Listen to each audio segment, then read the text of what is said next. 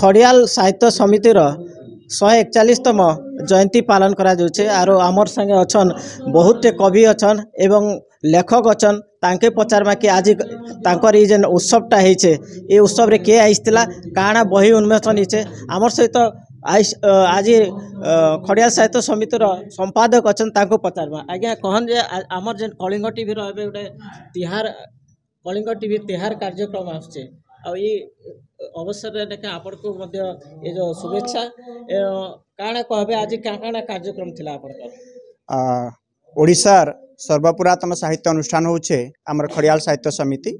और ये अनुष्ठान राजकवि ब्रजराज सिंह देव द्वारा 1883 मसीहा स्थापित होता से दिन ठार निरविच्छिन्न भाव में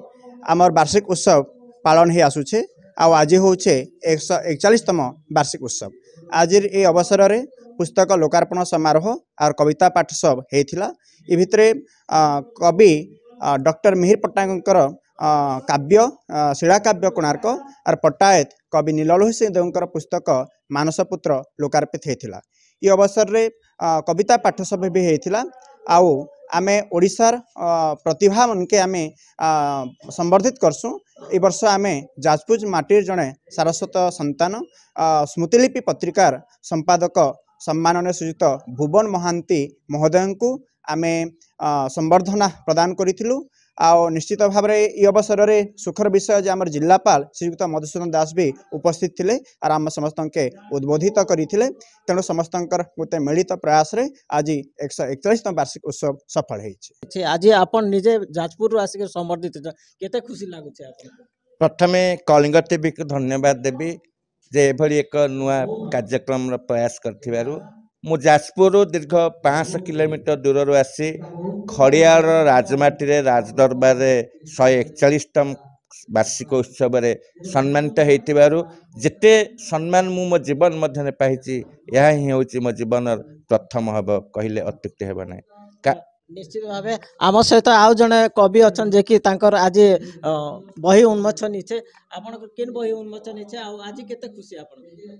मोर मानसपुत्र बही उन्मोचित हिछि केन ऊपर आधारित अछि जीवनी उपरे घटित घटनार वास्तवता उपरे साहित्य रहस्य उपरे दर्शन रहस्य उपरे से भितरे लेखा अछि गद्य लेखा मोर ग्रंथावली प्रथम भाग 2020 रे एवं द्वितीय भाग 2023 रे प्रकाश पाई सारी गोटे गोटे भागरे 7-7टी खंड ग्रंथ अच्छी ता बाहरे मानसपुत्र आज उन्मोचित है। निश्चित भाव आमर सहित आर जने कवि अच्छन आपण कहन तो आज केनता 141तम